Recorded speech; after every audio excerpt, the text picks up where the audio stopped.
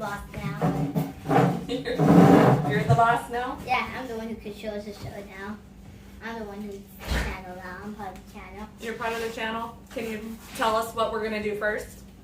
Make a bench. Make a bench. So we're gonna make, I think we're gonna make this as the top. Actually, that is correct. We are gonna make this as the top. Do it.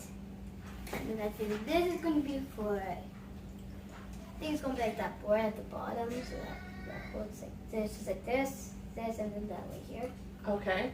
And that is the piercers. And I think it's gonna be those. The legs. Yeah. It's pretty close. Oh, it's actually the opposite. No, you're pretty close to being right. Mm. All right, so I have shown you the measurements, and the first thing I'm going to do is I'm going to cut all my pieces down to the right lengths. I'm going to start with the top, which is the 1x8, and I am going to cut it down to my 36 inches, and I'm going to glue them together and let that dry so that that is ready to go. I am going to use the biscuit joiner just because I have one, and I will be able to use it to help with alignment. It's not necessary for any added strength or anything. I just like to use it so that my boards are more flush and that's less sanding for me to do. So I'm gonna I'm gonna do the top first.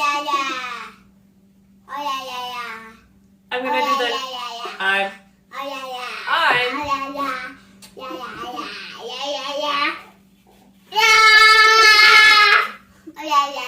Alright, that's enough.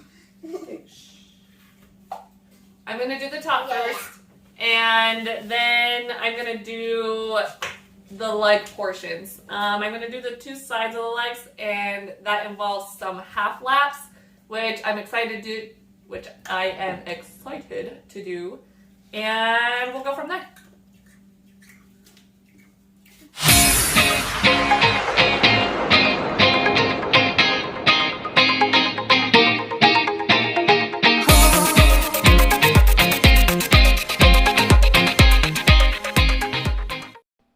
Alrighty, so here are the measurements for the bench I am building. What I love about this is you can adjust these measurements to make a desk, to make a table, and just follow these same techniques and do different variety of projects with it. This video is a little bit longer, so bear with me. I did try and go into detail about how I tapered the ends of the legs as well as did the half laps. Those were things that I haven't really done before, and so I included those in this video. And as with all projects, if you don't have the tools or the skills to be able to try these techniques, you can always simplify this version. You could do so by skipping the half laps, doing pocket hole joinery. You can also screw from the outside of the legs into the aprons and braces. There are multiple ways to do it. However, if you're interested in learning some extra techniques, follow along, and I hope you guys enjoy.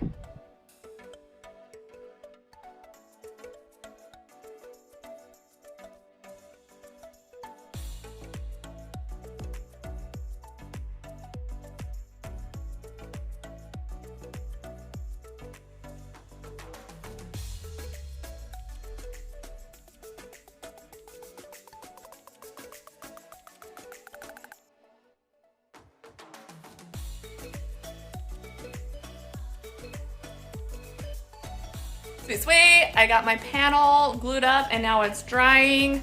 Now I am going to move on to my 4 legs, which I am going to be using my 2x2s, and I'm going to cut them down to the correct length, which I have at 19 inches.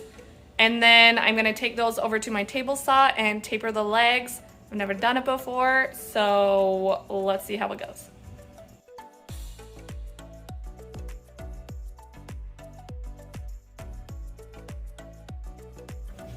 Alright, like I said, this is my first time using a tapering jig. What I have is this piece right here, and I got it when I bought a workshop from a retired woodworker. And honestly, I didn't know what it was until I finally saw it on a video of some YouTuber. And so this is the first time I'm going to try it out, and this is what I know. I know that the cross brace on my legs is at 5.5 inches. So I am going to cut my taper at 5 inches just to be safe and kind of see how that looks. I set this to, it looks like 5 degrees, and it says it is 1 inch. I don't really know what that means. So this is what I did. If I line my board up on my tapering jig, I set my fence, and what I did with the saw off, completely safe, I pushed it forward until I kind of could see where it was catching my board on the blade. I did put a mark on here. It's right here at 5 inches. And that is about where I'm hitting the blade. So I think we're good there. And as far as the angle, because I'm not good with angles in math, I brought, let me get that out of the way. I brought this piece up to the blade, and I measured from the tip to the blade, edge of the blade, which is 1 1/8 inches, and 1 1/8 inches away on my board still gives me about 1/4 inch. So I think I'm gonna be taking off about 1/4 inch. If my calculations are right, this should work. So let's test it out.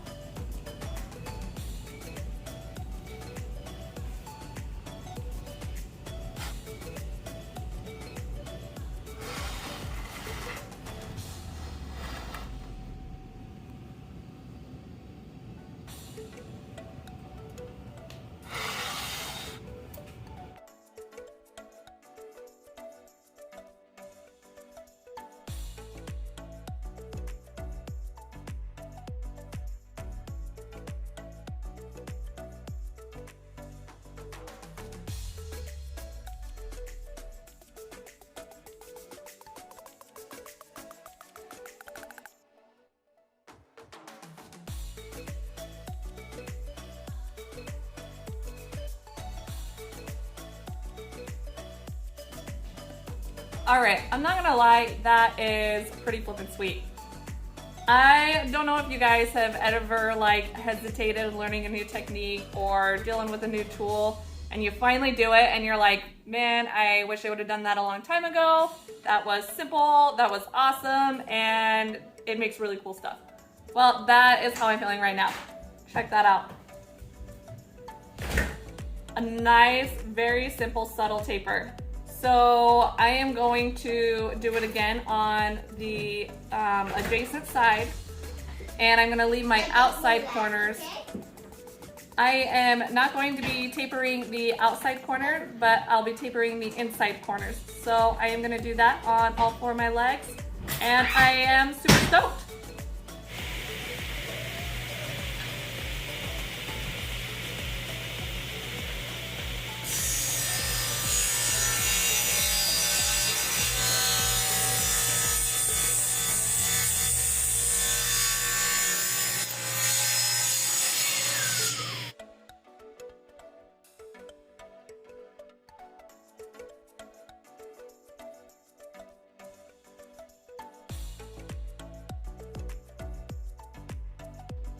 All right, those are super awesome. Love how that turned out.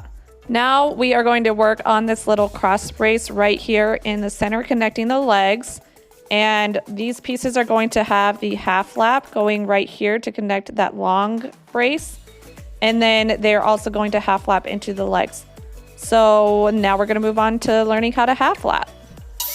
And I started by cutting those little cross braces that go into the legs 1 inch longer to account for the 1/2 inch half lap on each side. Here I am lining my board up next to the blade to raise it up that 1/2 inch and just testing that out to make sure that it is exactly 1/2 inch. With the depth of the blade set and ready to go, I can go ahead and make a line and measure the distance from the blade, which I did the 5.5 inches from the bottom of my leg and made that first cut through all of my legs before proceeding to make another line where you see me there doing the 2x2 mark and resetting my fence so that I can get that other side of the 2x2.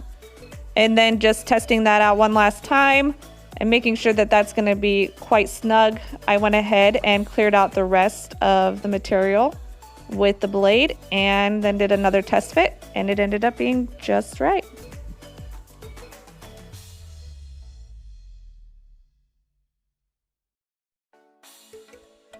And there it is, looking pretty good. Now we are going to go ahead and move on to that half lap connecting the long center brace, and we're going to use the same technique.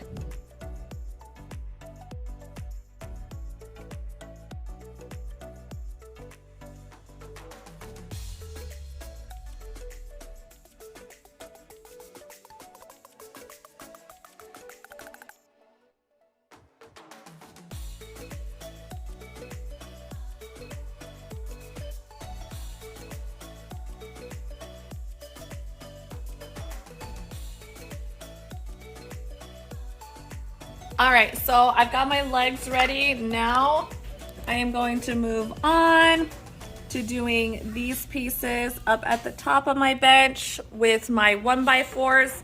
I am going to cut them at the same distance as the inside of these pieces right here, which is that 11 inches that I have on the piece of paper. So I am going to do that, and then I am going to cut the longer braces on the top. I'm not sure what they're called. I'm pretty sure there's a specific name for that. I need to learn the lingo, but I'm gonna cut those at 29 inches. So let's get going with that.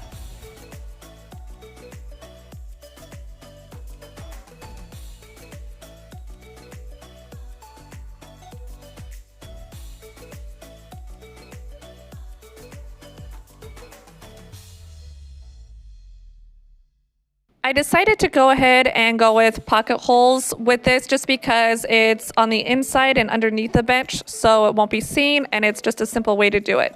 Obviously, you can use the cheaper version of a pocket hole jig, which you can find pretty much at any big box store.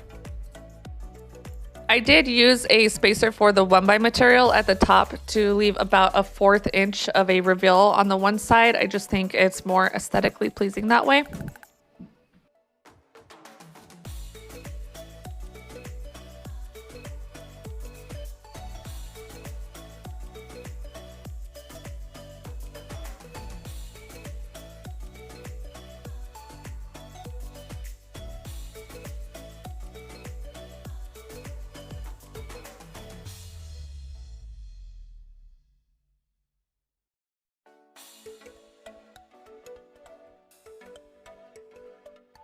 Sweet. All right, that is looking pretty dang good. I always like to do a dry fit before I go back and glue everything together. So I did screw everything and get everything into place so that when I apply the glue, it'll all go back together really smoothly, finding the pre-drilled holes. I am going to cut and measure this center piece so that we can get it in. It is also out of the 2x2. And then I kind of feel like the top, I don't know, like I feel like the overhang is a little too much on the ends. So I am going to trim that down a little bit just so it's more aesthetically pleasing to my eye. It is up to you what you want to do. And then I'm really just gonna go back, take it apart, give it a little bit of a sand, and put it back together with some glue. So let's get that done.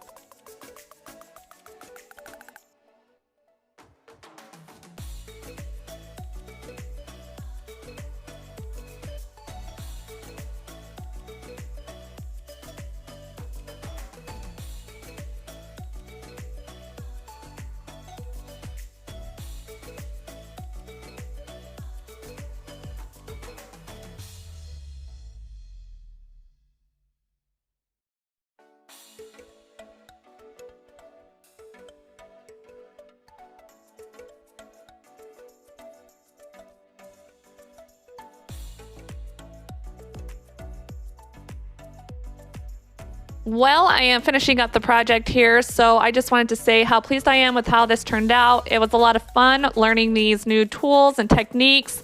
In fact, I think I might go ahead and try and use them again to make a larger desk, maybe with some chunky 4x4 legs. So anyways, if you like this kind of content, please comment, like, subscribe. I appreciate the support, and we'll catch you next time.